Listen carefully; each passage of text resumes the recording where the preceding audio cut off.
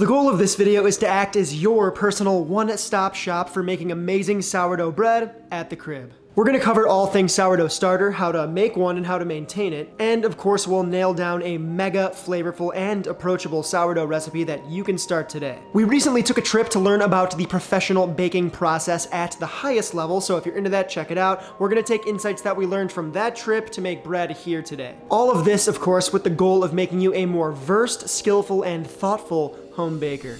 It only makes sense that we start with the starter. Get it? Making a starter could not be easier, but it does take about a week. It sounds long, but once you do it, it's done. Start by measuring out 50 grams of whole wheat flour and 50 grams of water. Mix that thoroughly, making sure that there are no dry spots in the mix. Then pop the lid on the container and leave it out at room temperature for 24 hours.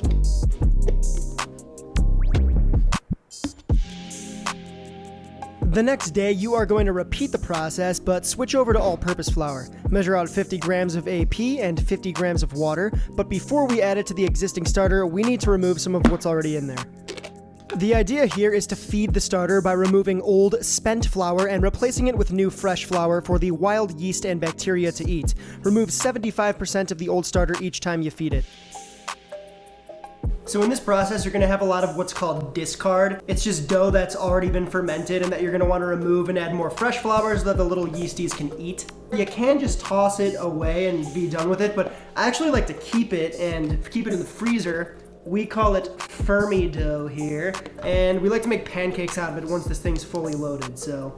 Once the old starter has been removed, add in the new flour and water, then just give it all a schmixy, slap the lid on and let it sit out for another 24 hours. On day 3, you should start to see some bubble action in the starter. At this point, you're going to want to start feeding it twice per day. Feed your new yeast child in the AM around the time that you wake up, and again 8 to 12 hours later, preferably right before you go to bed. It's totally normal to see the starter begin to look and feel a lot thinner and give off an interesting cheese-like aroma. Just feed it another 50 grams of flour, 50 grams of water, mix, and let it do its thing on the counter.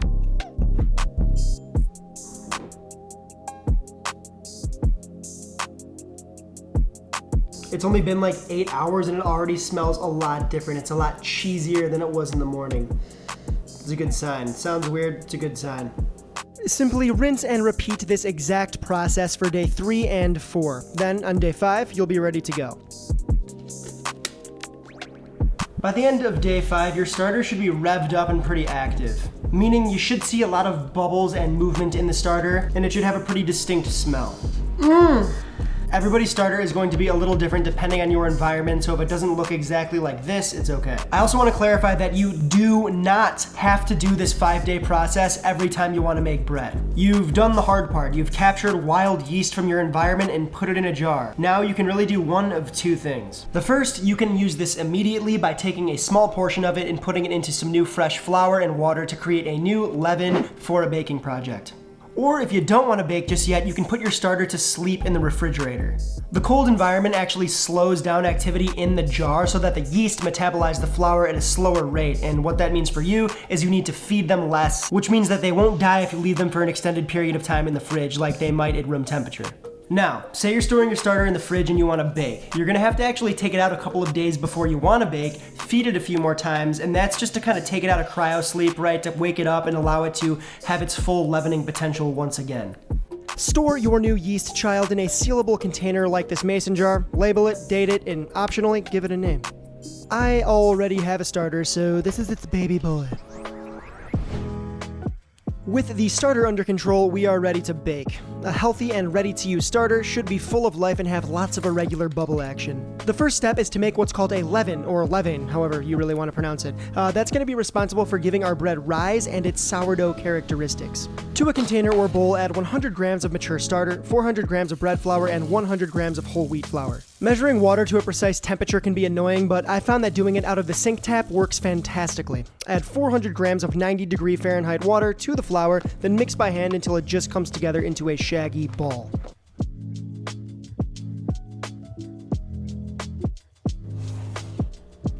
Pop the lid on the leaven to keep it moist, then set it out on the counter at room temperature, veering on the warmer side until it doubles in size for 4 to 8 hours. 30 minutes before the leaven is finished rising, autolyse the dough. Just a note on flour, King Arthur, as far as store-bought stuff goes, that's not like a craft artisan flour, is going to be your best bet. According to Greg, and I've also baked with this stuff a ton, it's great. But if you're looking for a better, more higher quality flour, I have an awesome resource for you. I'm gonna list it in the description below. It's the same flour that PQB uses. To a large mixing bowl, add 740 grams of bread flour, 60 grams of whole wheat flour, and 620 grams of 95-degree Fahrenheit water. Mix it together by hand, just until it comes together into a shaggy ball, then cover and let rest for 30 minutes. This Autolysing step jumpstarts gluten development. The target temperature for the final dough is between 80 to 82 degrees Fahrenheit. The colder the dough, the longer it's going to take to ferment. This temperature is perfect for allowing our yeast and bacteria to flourish at a good rate. All right, so this is commercial yeast, right? It's just, store-bought yeast, active dry, instant dry. This is the instant variety.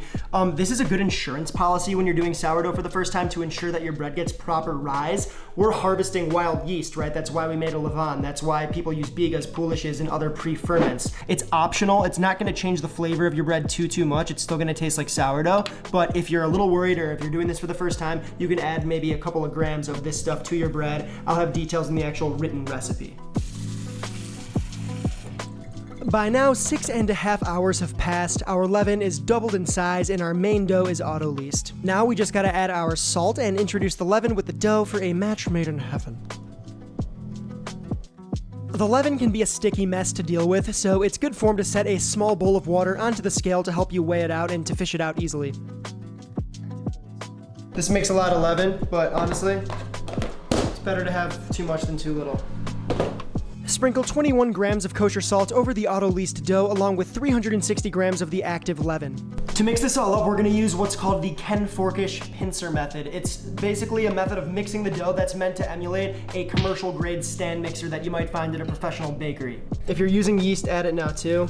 With wet hands, use your thumb and pointer finger to pinch down the length of the dough, then flip the entire thing over and repeat the process. Do this for 5 minutes to ensure that the leaven and the salt is fully distributed. Gotcha. Here's a little example of what the pincer method looks like in real time. Now, this is optional, but I do like to give the whole shadiddly a few slap and folds to round it out before dropping it back into the bowl, cover it up, then let it rest for 30 minutes after this. Now we need to perform 4 stretch and folds, which is a technique used instead of kneading to create gluten. Stretching and folding takes more time, but is much easier than kneading wet dough. It also distributes gases at a slower rate than kneading, which encourages fermentation and will reward you with a tastier loaf.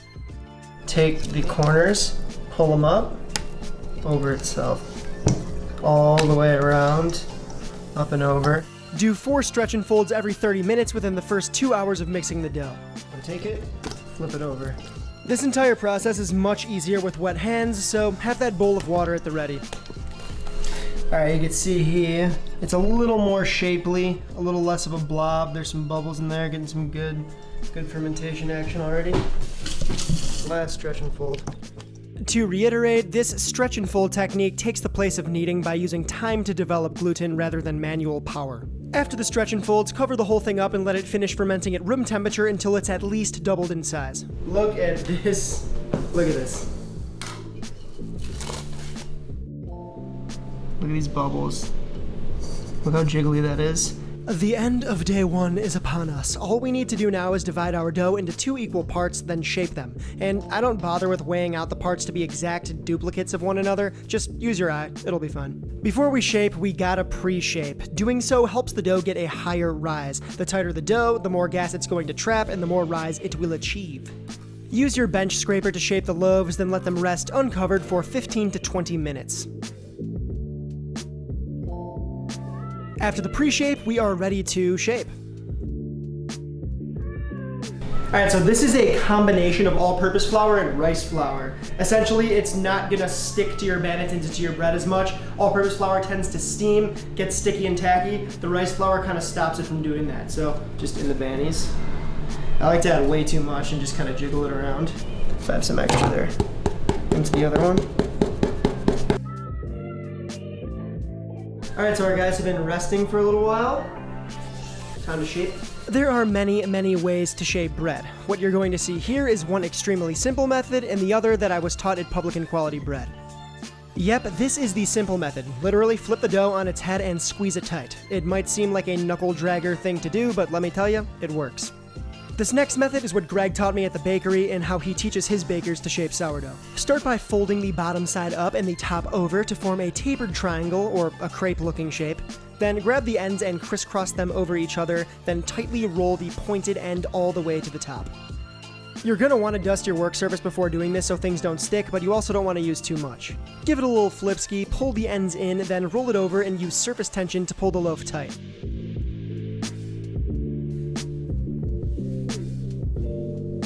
Finally, flip it over, then dip it into some flour before gently plopping it into a dusted banneton, seam side up, and if you need to, pinch it closed. We have our two things, and they're both gonna get you there. Now, tuck the brothers into a loose-fitting plastic bag with the end slightly open, and let them take a long, cold nap in the fridge overnight for about 12 hours. If you want to get technical, this whole stage is called proofing, and the long cold proof is going to give our loaves a very unique, distinct, tangy, interesting flavor that all sourdough tends to have. The next day, the loaves should be slightly risen and perfectly proofed. You can use your finger to gently poke the top of the loaf, and if it bounces back ever so slightly, you're in good shape. Dust a sheet of parchment with a little bit of semolina flour, and semolina is just coarse, which keeps it from getting sticky once it mingles with our moist loaves. Gently turn over the loaf onto the prepared semolina dusted parchment paper and get ready to score the bread. So remember the motion. The motion of the osh, end to end. Use a bread lamb, not a lamb, to make one single confident score down the length of the loaf. For the home baker, a cast iron Dutch oven is going to be your best buddy. It catches steam off of the bread and locks it in, creating a moist baking environment that is just what our sourdough needs to rise. Grab the corners of the parchment and carefully lower the sourdough into a ripping hot Dutch oven. Place the lid on and bake in a preheated 500-degree Fahrenheit oven for 25 to 30 minutes or until the loaves are pale golden brown. Make sure that your oven has been preheated for at least an hour. We need things to be hot all around. This is probably the most exciting part of the whole process, the oven spray. Which refers to the first revealing of the bread. Now is the time you are going to see if your sourdough got enough rise and its final shape. Ooh, baby.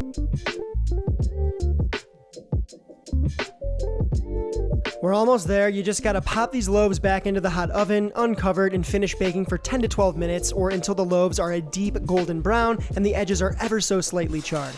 And I know it sounds odd, but trust me, do not be afraid to give your bread color. Think about it. Would you rather eat a smooth, rubbery steak or one with a nice crust? The Maillard reaction is just as much a thing for bread as it is protein, and in this case, it just works.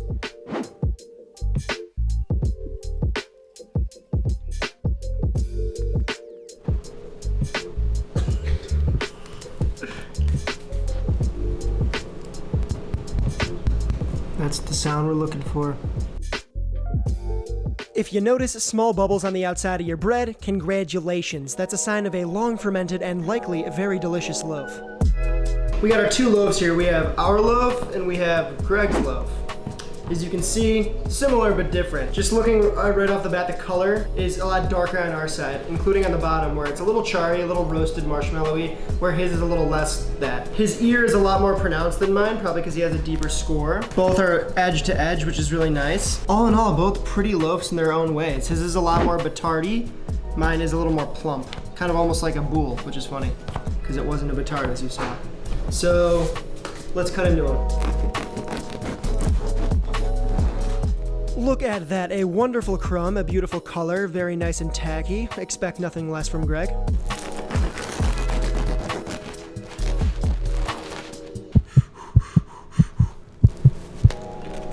Ooh, that is nice. And let's do a little side by side here. Greg's is on the left, ours is on the right. I am proud of the fact that our bread got as much rise as Greg's. That means our starter is nice and healthy.